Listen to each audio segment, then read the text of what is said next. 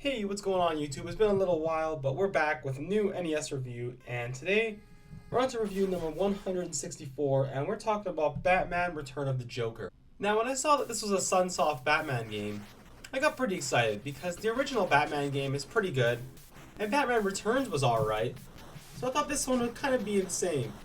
And when it started off, I was like, okay, the sprites are a little bit big, but it looks pretty fun until I pressed the attack button, and then I realized that Batman is shooting things, which is just not really Batman. I mean, maybe it'd be different if I didn't know the character of Batman, but it was kind of weird.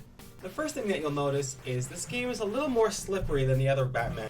It doesn't really have the tight controls of the first Batman game for NES, but at least like with most Sunsoft games, the music was pretty spot on. And with playing it a little bit further, a lot more of the problems of this game really started to present themselves. The platforming felt really annoying. The sprites are just so big for Batman, so it's very easy to get hit. As well as when you do get hit, you either slide backwards or forward, which might not have been too bad in the original Batman game, but sliding back and forwards is pretty annoying in this one, because the platforming is very, very precise, and the controls aren't that great. The whole game kind of feels like it's on ice a little bit.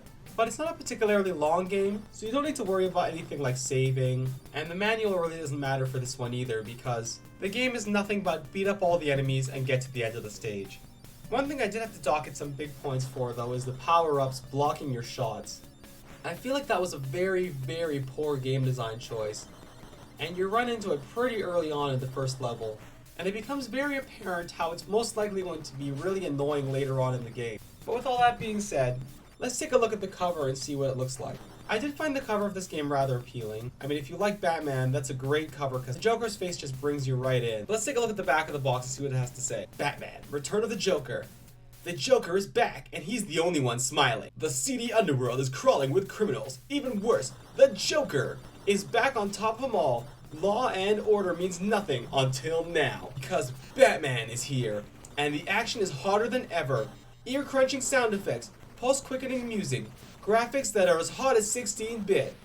And this time, Batman hits fast and hard, flying, leaping, and sliding to attack, striking at the heart of the Joker. The Caped Crusader has a totally new arsenal at his command.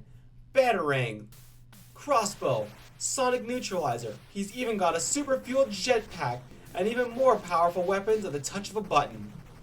Batman, he has got to use all of his power, because this world is a very dark place and you'll never know where the Joker is hiding. They kind of hyped the game up a little bit compared to what it actually is. And the graphics are definitely not anywhere near 16-bit. Colorful and nice looking, yes, but definitely nowhere near 16-bit.